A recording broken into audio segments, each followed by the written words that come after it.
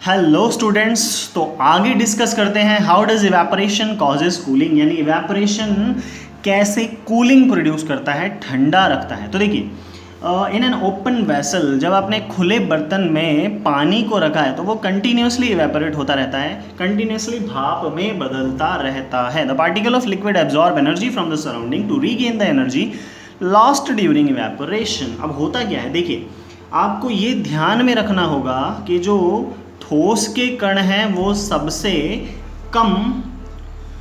हाँ जी, तो हम समझ रहे थे कि देखिए जो सॉलिड के पार्टिकल हैं, जब इस सॉलिड के पार्टिकल को कुछ एनर्जी मिलेगी तो ये लिक्विड में बदल जाएंगे उस एनर्जी को लेके, यानी इसकी एनर्जी इससे कम है।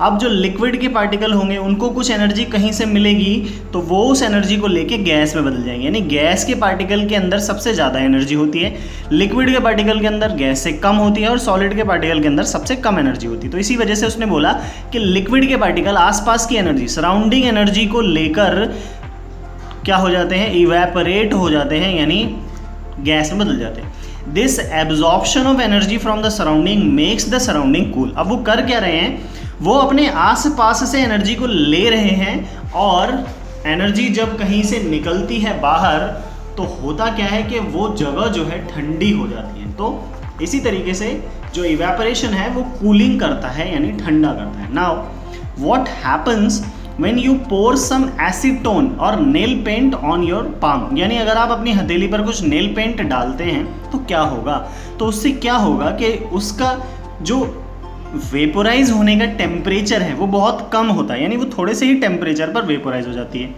तो जब आप उसे अपनी हथेली पर डालेंगे उससे होगा क्या कि वो आपकी हथेली से हीट को लेगी और वेपोराइज हो जाएगी, और उससे आपकी हथेली क्या हो जाएगी, ठंडी हो जाएगी। The particle gains energy from your palm and our surrounding and evaporate causes your palm to feel cool, ठंडी हो जाएगी। After a hot sunny day people sprinkle water, एक बहुत गर्म दिन के बाद लोग क्या करते हैं, छत पे पानी डालते हैं। उससे क्या होता है, पानी क्या करता है, छत से हीट को लेता है और इवेपोरेट हो जाता है, यानी भाप में बदल जाता है। अब वो जो हीट को लेकर भाप में बदलता है तो हीट छत से रिलीज हो जाती है, छत हीट को छोड़ देती है, और उसकी वजह से क्या होता है कि छत जो है ठंडी हो जाती है। आपने भी बहुत बार किया होगा, अभी गर्मी के मौसम में सब छत पे पानी डालते हैं, उसके बाद वो ठंडी हो जाती है, फिर मज़े से सोते हैं। Now, the large latent heat of vaporization of water helps to cool the hot surface. Can you cite some more? क्या आप और ज़्यादा ऐसे एग्जाम्पल्स ढूंढ सकते हैं जिसमें इवेपोरेशन जो है वो कूलिंग करता है? Why should we wear cotton clothes in summer? हमें गर्मियों में सूती कपड़े क्यों पहनने चाहिए? तो उसका एक बहुत बड़ा रीज़न है। देखिए, हमारी बॉडी क्या करती है, हमारी बॉडी में छोटे छोटे पोर्स होते हैं, ये छोटे छोटे पोर्स होते हैं जिनसे हमारी बॉडी पानी को बाहर रिलीज करती है, जो हमारा एक्सेस वाटर होता है उसको बाहर रिलीज करती है। पानी हमारी बॉडी के सरफेस पे आता है और आसपास सराउंडिंग से हीट लेकर वो क्या हो जाता है, वेपोराइज हो जाता है, पानी उड़ जाता है, जिससे वो जगह ठंडी हो जाती है। और इसी तरीके से हमारी बॉडी क्या करती है, हमारी बॉडी अपने टेम्परेचर को मेंटेन करके रखती है। तो गर्मियों में क्या होता है कि हम ज़्यादा पानी छोड़ते हैं जिसके कारण हमें पसीना ज़्यादा आता है, और उसी पसीने के मैकेनिज्म से बॉडी हमें ठंडा रखती है। We know that during evaporation the particles of the surface gains energy from the surrounding और our body surface and changes into vapours. Body क्या करती है, हमारी एनर्जी को एब्जॉर्ब करती है सराउंडिंग से और हमारी बॉडी से, और वो पानी जो है वेपर में कन्वर्ट हो जाता है, जिससे हमारी बॉडी ठंडी हो जाती है। अब सूती कपड़ों का, कॉटन क्लोथ्स का इससे क्या रिलेशन है, तो कॉटन क्लोथ्स क्या करते हैं, कॉटन क्लोथ्स में छोटे छोटे पोर्स होते हैं जिनकी हेल्प से जो बॉडी पानी रिलीज करती है वो कपड़े से सोखते हुए, यानी वो एब्जॉर्ब कर लेते हैं उस पानी को और सरफेस के ऊपर लेकर आ जाते हैं, और सरफेस पे आने के बाद वो पानी बहुत जल्दी इवेपोरेट हो जाता है, और इसलिए सूती कपड़ों में इवेपोरेशन ज़्यादा होता है, और उस इवेपोरेशन होने की वजह से आपको ठंडा महसूस होता है, इसलिए हमें गर्मियों में सूती कपड़े पहनने चाहिए। Now why do we see water droplets on the outside surface, यानी जो बाहर का सरफेस होता है, मान लीजिए आपने बहुत ठंडा पानी लिया एक ग्लास में और उस ग्लास को आपने बाहर कहीं पर रख दिया, तो उसके बाद क्या होगा कि उस पानी के ग्लास के ऊपर छोटी छोटी पानी की बूंदें इकट्ठी हो जाती हैं। तो ऐसा क्यों होता है? अब ऐसा इसलिए होता है क्योंकि पानी जो है वो वेपर्स की फॉर्म में हमारे एटमॉस्फेयर में प्रेजेंट है पहले से। अब जब आप कोई पानी का ग्लास रखते हैं तो वो वेपर्स उस ग्लास से टकराते हैं, और क्योंकि टेम्परेचर कम है इसलिए वो अपनी एनर्जी छोड़ देते हैं और उस ग्लास पे कंडेंस हो जाते हैं।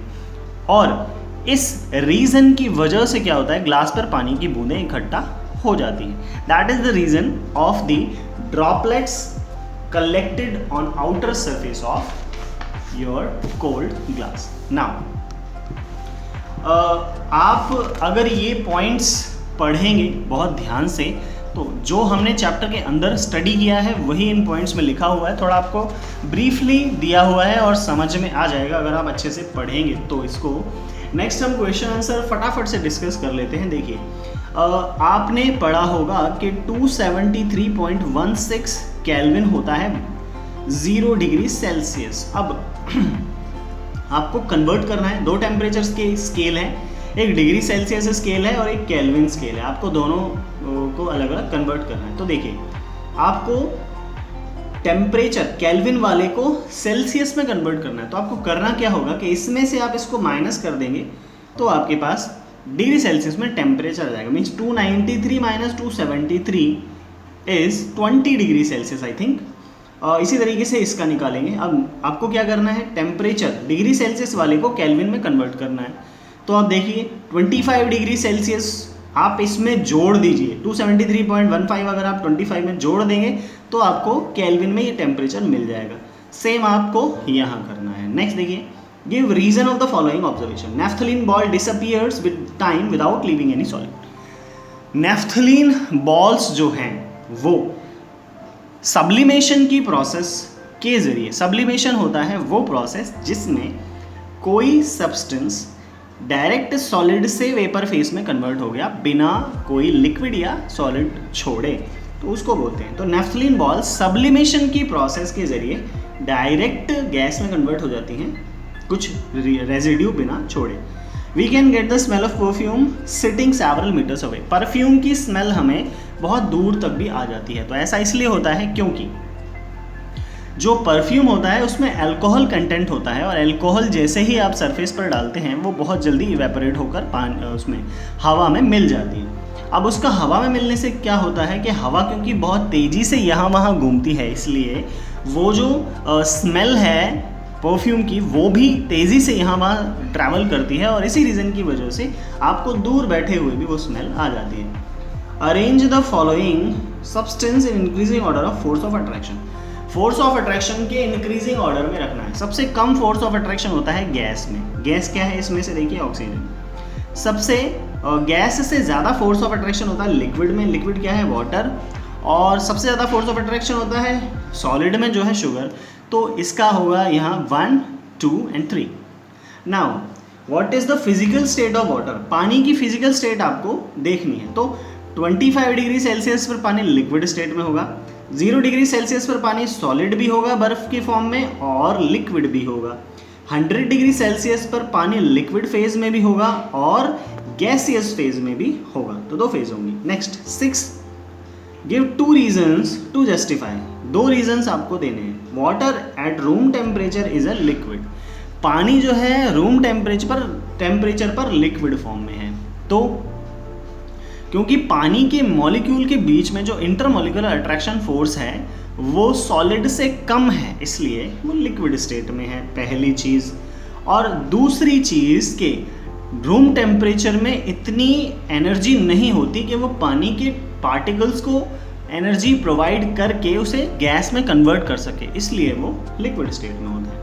नाउ एन आयरन अलमीरा is a solid at room temperature. Iron अलमीरा सॉलिड है रूम टेम्परेचर पर, क्योंकि सॉलिड के बीच में इंटरमॉलिक्यूलर अट्रैक्शन फोर्स ज़्यादा होता है और रूम टेम्परेचर की अंदर इतनी एनर्जी नहीं है कि वो लोहे के या आयरन के मॉलिक्यूल्स को एनर्जी प्रोवाइड कर सके ताकि वो लिक्विड स्टेट में कन्वर्ट हों। So 7, why is ice at 273 kelvin more effective in cooling than water at same temperature. अब देखिए इंपॉर्टेंट क्या है, मैंने आपको अभी बताया था सॉलिड में सबसे कम एनर्जी होती है, लिक्विड में उससे ज़्यादा होती है, गैस में सबसे ज़्यादा होती है। अगर गर्मी की बात करें तो गैस में सबसे ज़्यादा गर्मी होगी, लिक्विड में उससे कम होगी, सॉलिड में सबसे कम गर्मी होगी। अब यहाँ पर आप ध्यान दीजिए 273 केल्विन सेम टेम्परेचर पर दो चीज़ें हैं, एक सॉलिड है और एक लिक्विड है।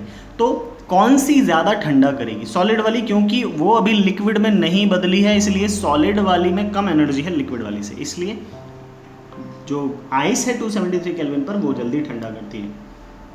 नेक्स्ट 8 है, what produces more severe burns, boiling water और स्टीम?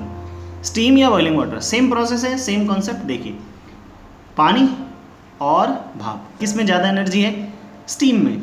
स्टीम में ज़्यादा एनर्जी है, इसलिए वो ज़्यादा एनर्जी से जलाएगी। That means steam causes more severe burns, simple.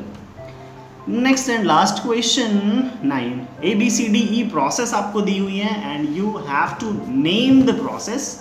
Now solid converts to gas by a process E and this process is known as sublimation, क्योंकि solid gas में convert हो रहा है डायरेक्ट, तो sublimation की process है। Now gas directly converts into solid, gas भी directly solid में convert हो रही है, that the same process sublimation। Now solid converts into liquid, solid liquid में convert हुआ है process A के जरिए, तो इस process को बोलते हैं हम फ्यूजन। सॉलिड लिक्विड में कन्वर्ट होने की प्रोसेस ए जो है वो फ्यूजन है। नाउ लिक्विड वापस से सॉलिड में कन्वर्ट हुआ by the process D, so that liquid converts into solid, it is known as solidification. Liquid की सॉलिडिफिकेशन बोलते हैं। Now liquid converts into gas, that is called vaporisation, process B, and gas converts into liquid, that is process C, and which is called condensation. So this is the concept of this chapter. Now अगर आपको video में कुछ नहीं समझ में आता है, कोई टॉपिक, कोई क्वेश्चन, कोई पार्ट, तो आप वो पार्ट डायरेक्टली मेंशन कर सकते हैं कमेंट्स में। और अगर आपको वीडियो पसंद आती है तो भी आप कमेंट करके बता सकते हैं, नहीं आती है तो भी आप कमेंट करके बता सकते हैं। अगर आपके कोई सजेशंस हैं तो भी आप कमेंट करके बता सकते हैं। बेसिकली आपको कमेंट करना ही करना है यार। और दूसरा, अगर आपको वीडियो पसंद आती है तो वीडियो को लाइक भी करिए और अपने दोस्तों को शेयर भी करिए। और बहुत ही इंपॉर्टेंट बात कि अगर आपने चैनल सब्सक्राइब नहीं किया है तो चैनल को जल्दी से सब्सक्राइब कर लीजिए और वो बेल आइकन ज़रूर दबाइएगा ताकि आपको मेरी नई वीडियो की नोटिफिकेशन फटाफट से मिल सके। चलिए नेक्स्ट चैप्टर हम स्टडी करेंगे फिजिक्स का, चैप्टर नंबर 8, और इजीली समझ में आ जाएगा वो आपको। आई होप आपको ये वाली वीडियो भी बहुत अच्छे से समझ में आई होगी। अगर कोई चीज़ नहीं समझ में आई हो तो आप उससे पूछ सकते हैं। मैं मिलूंगा आपसे अपने नेक्स्ट वीडियो में, तब तक के लिए goodbye, take care, thank you.